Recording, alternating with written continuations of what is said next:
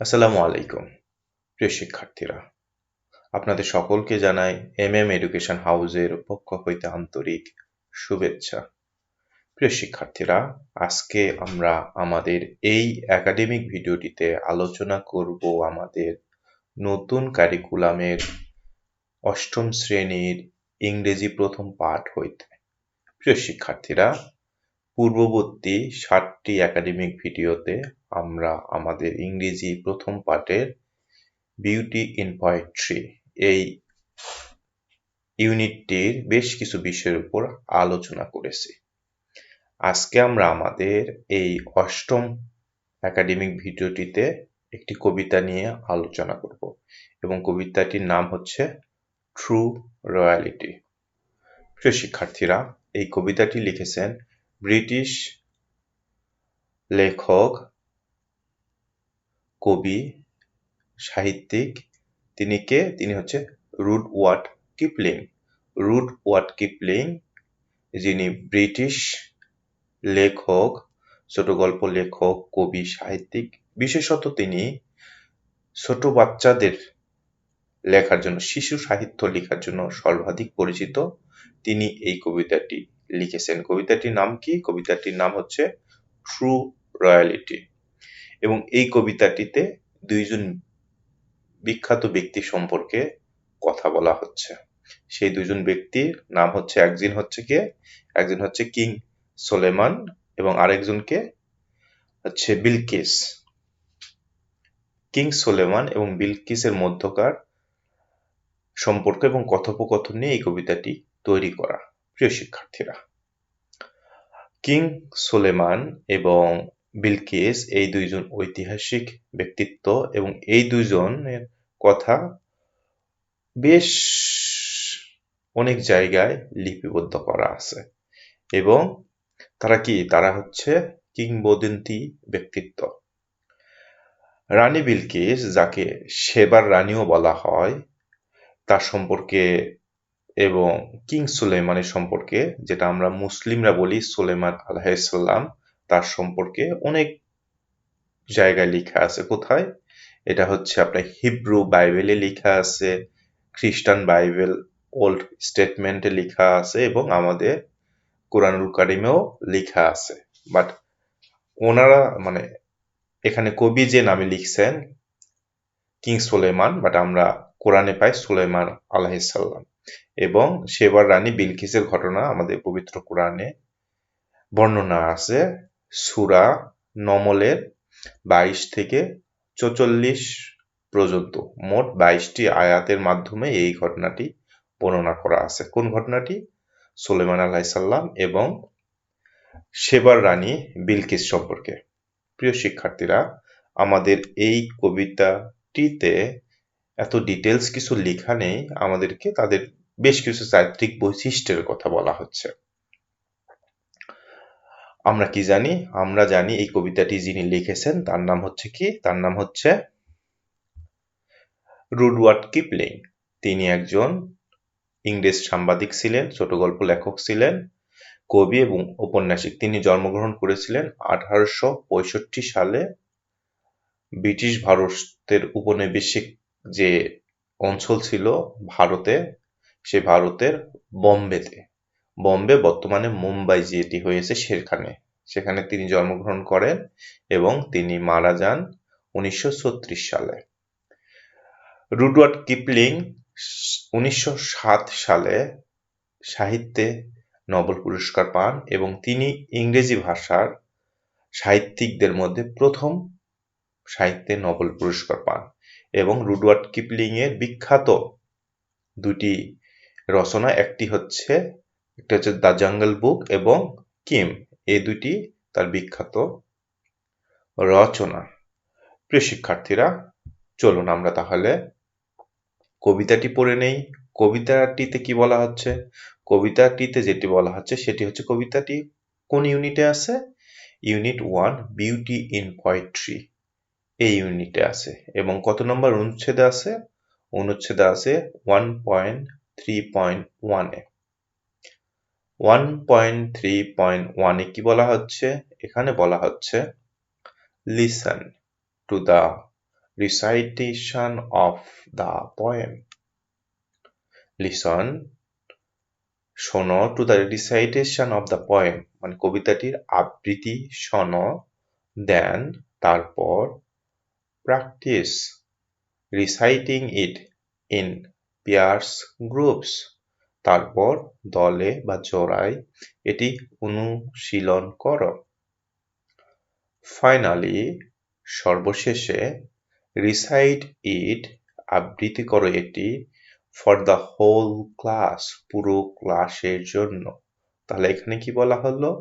এখানে বলা হলো listen to the recitation of the poem. Listen, মনোযোগ দিয়ে শোনো, to the recitation আবৃত্তি of the poem, কবিতাটির আবৃত্তি মনোযোগ দিয়ে শোনো। Then তারপর practice অনুশীলন কিংবা চর্চা করো reciting it. recite শব্দের অর্থ কি? আবৃত্তি করা। reciting it এটি আবৃত্তি করার। in pairs group, in pairs দুইজন করে groups দলগতভাবে। তারপর কি বলা হচ্ছিল? তারপর বলা হচ্ছিল finally recite it for the whole class. whole শব্দের অর্থ কি? পুরো বা সম্পূর্ণ ক্লাস। তাহলে পুরো বা সম্পূর্ণ ক্লাসের জন্য এটি কি করতে বলা হচ্ছে? recite it আবৃত্তি করতে বলা হচ্ছে। তাহলে 1.3.1 এ বলা হলো listen to the recitation of the poem, কবিতাটি আবৃত্তি শোনো, then তারপর practice reciting it in pairs groups, তারপর জোড়ায় বা দলে এটি অনুশীলন করো কিংবা চর্চা করো। Finally, recite it for the whole class, অবশেষে পুরো ক্লাসের জন্য এটি আবৃত্তি করো। তাহলে আমরা কবিতাটি দেখে নেই। কবিতাটিতে বলা হচ্ছে কি? True royalty. রয়্যাল শব্দের অর্থ হচ্ছে আমরা জানি রাজকীয়, আভিজাত্যময়। ট্রু রয়্যালিটি আভিজাত্যপূর্ণ, মানে সত্যিকারে যে এটা আভিজাত্য রাজকীয় বিষয় সেটি সম্পর্কে বলা হচ্ছে কি? সেটি হচ্ছে কবিতার নাম বাই রুডওয়ার্ড কিপলিং।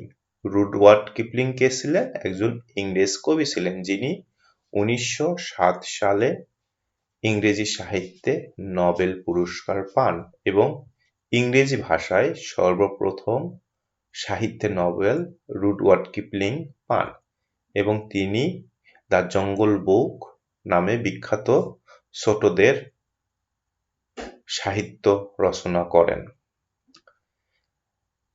এই কবিতাটি সর্বমোট 12টি লাইনে বিভক্ত।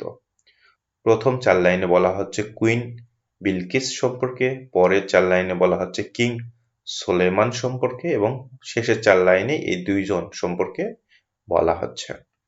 তাহলে প্রথম 4 লাইনে কি বলা হচ্ছে? প্রথম 4 লাইনে বলা হচ্ছে There was never a queen like Bilqis from here to the wide world's end, but Bilqis talked to a butterfly as you would talk to a friend. তাহলে এই 4 লাইনে কি বলা হলো? 4 লাইনে বলা হলো There was never a queen like Bilqis. There was never a queen like Bilqis. বিলকিসের মতো কখনো কোনো রানী ছিল না। There was never, এখানে ছিল না, a queen, একজন রানী, like বিলকিস, বিলকিসের মতো কোনো রানীই ছিল না। তারপর কি বলা হচ্ছে? From here, এখান থেকে, to the wide world's end, wide শব্দ অর্থ কি? বিস্তৃত, world's end, মানে পৃথিবী এখান থেকে বিস্তৃত হয় শেষ অবধি, এতদূর পর্যন্ত কার মতো কোনো রানী ছিল না? বিলকিসের মতো রানী ছিল না। তাহলে প্রথম 2 লাইনে বলা হলো There was never a queen like Bilqis from here to the wide world's end. বিলকিসের মতো রানী কখনোই ছিল না এখান থেকে বিস্তৃত পৃথিবীর শেষ বিন্দু পর্যন্ত। তারপরে কি বলা হচ্ছে, but Bilkis talked to a butterfly as you would talk to a friend. কি বলা হলো, বাট কিন্তু বিলকিস টকড কথা বলেছিল টু আ বাটারফ্লাই একটি প্রজাপতির সঙ্গে। তাহলে বলা হলো কি, কিন্তু বিলকিস বাটারফ্লাই প্রজাপতির সঙ্গে কথা বলেছিল as you would talk to a friend যেভাবে তুমি তোমার বন্ধুর সঙ্গে কথা বলো। তাহলে প্রথম 4 লাইনে আমরা কি বুঝলাম? প্রথম 4 লাইনে আমরা বুঝলাম বিলকিসের মতো কোনো রানীই ছিল না, এখান থেকে শুরু করে বিস্তৃত পৃথিবীর শেষ প্রান্ত পর্যন্ত। কিন্তু বিলকিস একটি সাধারণ প্রজাপতির সঙ্গে কথা বলতো, যেমনটা আমরা আমাদের বন্ধুর সঙ্গে বলি। এরপরে কি বলা হচ্ছে? এরপরে বলা হচ্ছে there was never a king like Solomon, not since the world began. But Solomon talked to a butterfly as a man would talk to a man. তাহলে এই 4 লাইনে কি বলা হলো? এই 4 লাইনে বলা হলো there was never a king like Solomon. There was never a king, এখানে ছিল না এইরকম কোনো বাদশাহ লাইক যেমন সুলেমান। তাহলে বলা হলো there was never a king like Sulaiman, এখানে সুলেমানের মতো কোনো রাজাই ছিল না। not since the world began, পৃথিবীর শুরু পর থেকে নয়। not since the world began, পৃথিবীর শুরু থেকে আজ পর্যন্ত সুলেমানের মতো কোনো রাজাই ছিল না, তাই বলা হচ্ছে। তারপর কি বলা হচ্ছে, বাট কিন্তু Suleman talked to a butterfly, কিন্তু সুলেমান প্রজাপতির সঙ্গে কথা বলেছিল as a man would talk to a man, as a man would talk to a man, একজন ব্যক্তি যেরকম একজন ব্যক্তির সঙ্গে কথা বলে অনুরূপ ভাবে। তাহলে এই 4 লাইনেও আমরা পেলাম কি, এই 4 লাইনেও বলা হচ্ছে সুলেমানের মতো কোনো রাজা ছিল না, পৃথিবী শুরু হওয়ার পর থেকে নয়, কিন্তু সুলেমান একটি প্রজাপতির সঙ্গে কথা বলতেন একজন মানুষ যেরকম একজন মানুষের সঙ্গে কথা বলে। এবং শেষ 4 লাইনে কি বলা হচ্ছে, she was queen of Sabea and he was Asian lord, but they both of them talked to butterflies when they took their walk abroad. তাহলে এই 4 লাইনে কি বলা হলো? এই 4 লাইনে বলা হলো she was queen of Sabea. she অর্থ কি? মেয়েদের বলা হচ্ছে। she was queen of Sabea কার সম্পর্কে বলা হচ্ছে? বিলকিস সম্পর্কে বলা হচ্ছে। বলা হচ্ছে কি, she was queen of Sabea, তিনি কি ছিলেন? তিনি ছিলেন সাবেয়ার রানী, and he was Asian's lord, কে? এখানে সুলেমান সম্পর্কে বলা হচ্ছে হি ওয়াজ এশিয়ানস লর্ড, তিনি একজন এশিয়ার রাজা ছিলেন। বাট কিন্তু they both of them talk to a butterflies, but they both of them talk to butterflies when they took their walks abroad, কিন্তু তারা দুজনেই প্রজাপতির সঙ্গে কথা বলেছিলেন তারা যখন বাহিরে কি করতেন? ঘুরতে যেতেন, বেড়াতে যেতেন তখন। প্রিয় শিক্ষার্থীরা, এই ছিল কবিতাটি। তাহলে এই কবিতাটি পড়ে আমরা কি বুঝলাম? এই কবিতাটি পড়ে আমরা বুঝলাম সাবেয়ার রানী বিলকিস এবং এশিয়ার রাজা সুলেমান, তারা দুজনই কাইন্ড হার্টেড পার্সন ছিল। কেননা তারা ছিল কি? তারা তাদের পজিশনে অনন্য ছিল। সুলেমান এশিয়ার লর্ড ছিলেন এবং বিলকিস সাবেয়ার রানী ছিলেন, বাট দুজনেই সাধারণ প্রজাপতির সঙ্গে কথা বলতেন এবং তারা যখন বাহিরে যেতেন তখন এই কথাগুলো বলতেন। প্রিয় শিক্ষার্থীরা, আমরা আমাদের কবিতাটি পড়ে ফেললাম। চলুন এরপরে দেখি কি বলা হচ্ছে। এরপরে বলা হচ্ছে 1.3.2 তে কি বলা হচ্ছে, read the poem true royalty again. Then ask and answer the following questions in pairs groups. Finally, share your answers with the class. কি বলা হলো read the poem true royalty again. পুনরায় read the poem কবিতাটি পড়ো। কোনটি? true royalty কবিতাটি আবার পড়ো। দেন তারপর ask জিজ্ঞাসা করো and answer উত্তর দাও the following questions নিম্নলিখিত প্রশ্নসমূহ in pairs group দুজন করে কিংবা দলে দলে। Finally অবশেষে share your answer with the class অবশেষে তোমাদের উত্তরটি শ্রেণীকক্ষের সঙ্গে শেয়ার করো। প্রিয় শিক্ষার্থীরা, আমরা তাহলে দেখে নেই এখানে যে কোশ্চেনগুলো দেওয়া আছে সেই কোশ্চেনগুলোতে কি বলা হচ্ছে। কোশ্চেন নাম্বার এ, এখানে আমরা দেখতে পাচ্ছি সর্বমোট 7টি কোশ্চেন দেওয়া আছে। তাহলে প্রথম কোশ্চেনে কি বলা হচ্ছে? Question A, how many characters are there in the poem? How many characters are there in the poem? কবিতায় কয়টি চরিত্র আছে? Question B, who are Bilkis and Solomon? কে বিলকিস এবং সোলেমান কিংবা বিলকিস সোলেমান কারা? How are they? তারা কেমন ছিলেন, তারা কেমন আছেন? How are they? তারা কেমন আছেন? এখানে তাদের চারিত্রিক বৈশিষ্ট্যের কথা বলা হচ্ছে। Who is their friend? তাদের বন্ধু কারা? তারপর কি বলা হচ্ছে? হোয়াট আর দ্য রিদমিং words use in the poem? কবিতায় রিদমিক ছন্দবদ্ধ শব্দগুলো কি কি ব্যবহার করা হয়েছে? তারপর এফে কি বলা হচ্ছে? What are the words they are repeated in the poem? কবিতায় রিপিটেড পুনরাবৃত্ত শব্দগুলো কি কি? সর্বশেষে জিতে কি বলা হচ্ছে? Do this repeated words help you understand what the poet wants to say through queen Bilkis and king Solomon? Repeated word, বারবার শব্দগুলি কি আপনাকে বুঝতে সাহায্য করে যে কবি সোলেমান এবং রানী বিলকিসের মাধ্যমে কি বলতে চান? প্রিয় শিক্ষার্থীরা, এই ছিল কোশ্চেনগুলো। চলুন আমরা এই কোশ্চেনগুলো সমাধান এভাবে করতে পারি। তাহলে চলুন আমরা সমাধানটা দেখে নেই। এতে কি বলা হচ্ছিল? এতে বলা হচ্ছিল how many characters are there in the poem? কবিতাটিতে কয়টি কি চরিত্র আছে? আমরা কি জানি কবিতাটিতে কয়টা চরিত্র আছে? আমরা কি জানি কবিতাটিতে 2টি চরিত্র, একটি হচ্ছে কিং সোলেমান এবং আরেকটি হচ্ছে সাবায়েস কুইন বিলকিস। তাহলে আমরা বলবো there are 2 characters mentioned in the poem, Bilkis and Soleman.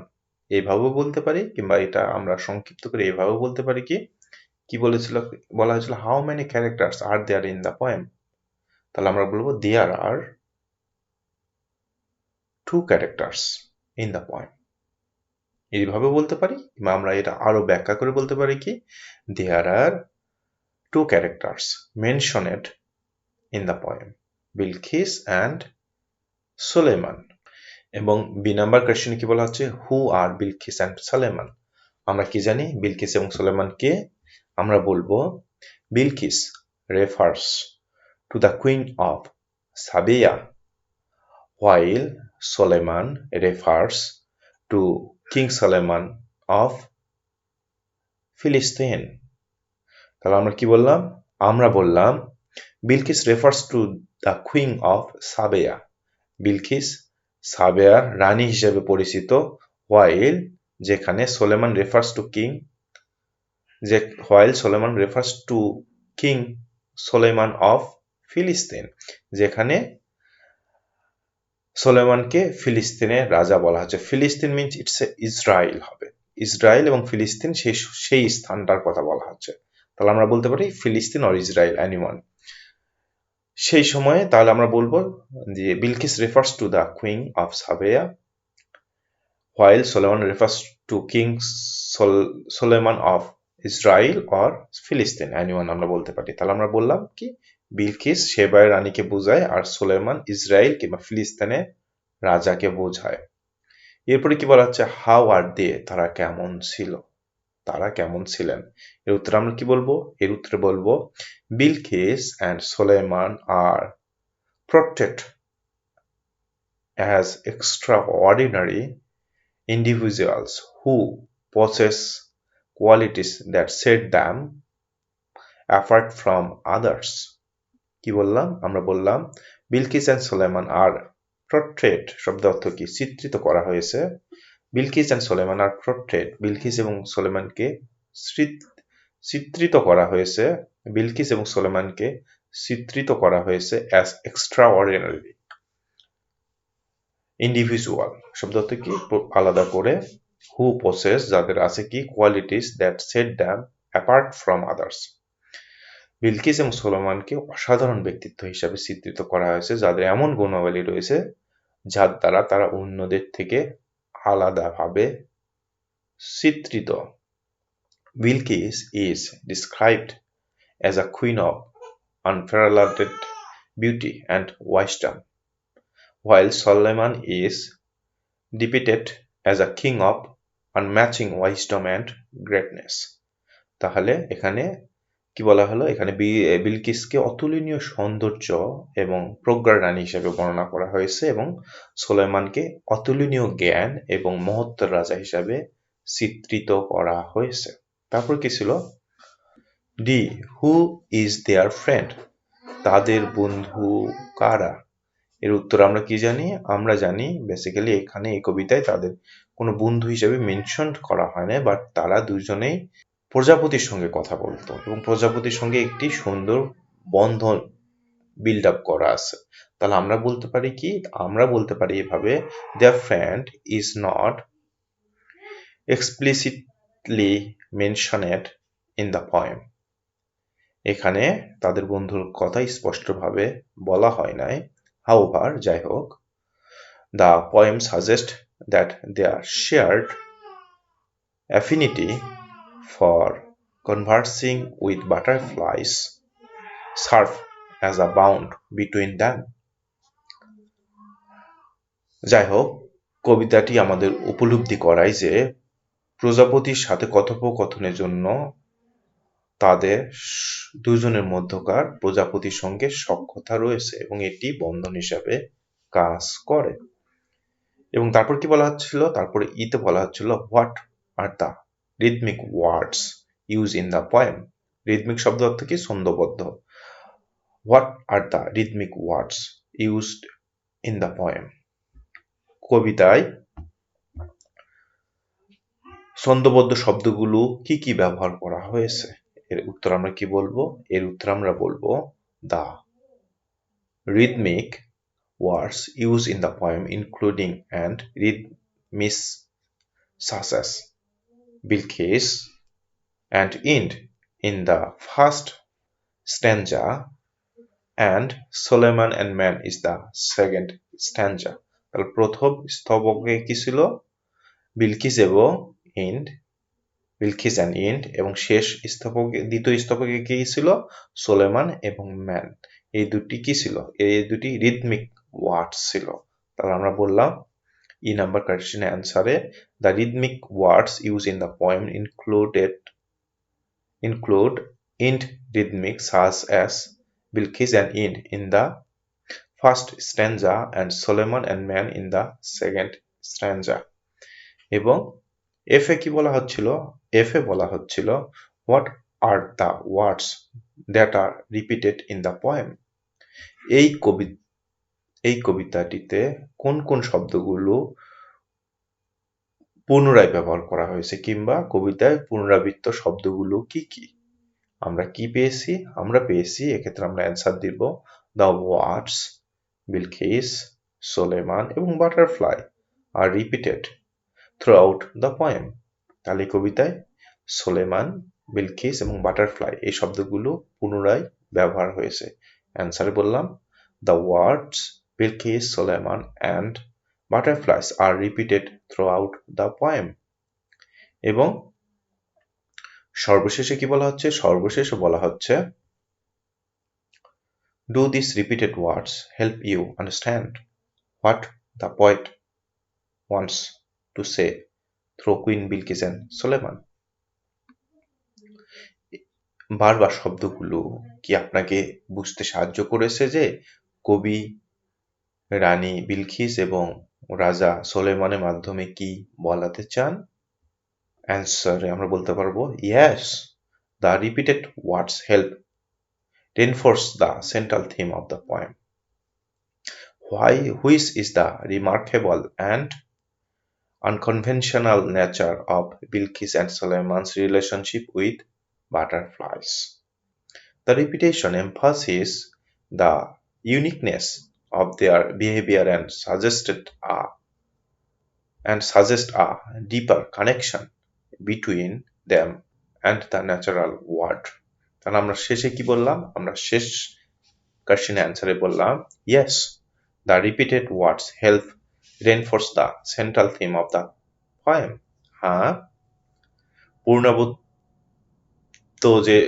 পুনরাবৃত্ত যে শব্দগুলি কবিতাটির কেন্দ্রীয় বিষয়বস্তুকে কি করেছে? শক্তিশালী করতে সাহায্য করেছে। Which is the remarkable and unconventional nature of Bilqis and Suleiman's relationship with butterflies, যা প্রজাপতির সাথে বিলকিস এবং রাজা সোলেমানের সম্পর্কে অসাধারণ এবং অপ্রচলিত প্রকৃতিকে নির্দেশ করে। The repetition emphasizes the uniqueness of their behavior and suggests a deeper connection between them and the natural world. পুনরাবৃত্তি তাদের আচরণের স্বতন্ত্রতার উপর জোর দেয় এবং প্রকৃতির মধ্যে এক গভীর সংযোগ তৈরি করে। প্রিয় শিক্ষার্থীরা, এই ছিল আমাদের আজকের পার্ট। আজকের পার্টে আমরা ট্রু রয়্যালিটি কবিতাটি নিয়ে আলোচনা করলাম এবং এই কবিতাটির প্রধান দুইটি চরিত্র ক্যারেক্টার সাবের রানী বিলকিস এবং ইসরায়েল কিংবা ফিলিস্তিনের রাজা সোলেমান সম্পর্কে কথা বললাম।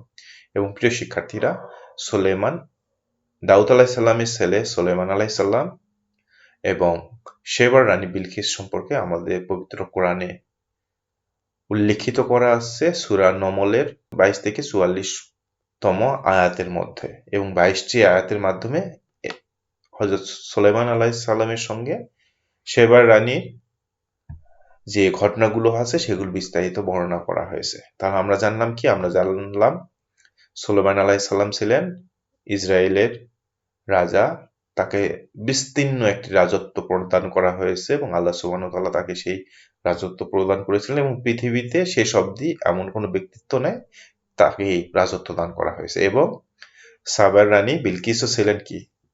একজন জ্ঞানী প্রজ্ঞাবান রানী এবং তার রাজত্বটা ছিল ইথিওপিয়া এবং ইয়েমেনের অঞ্চলে।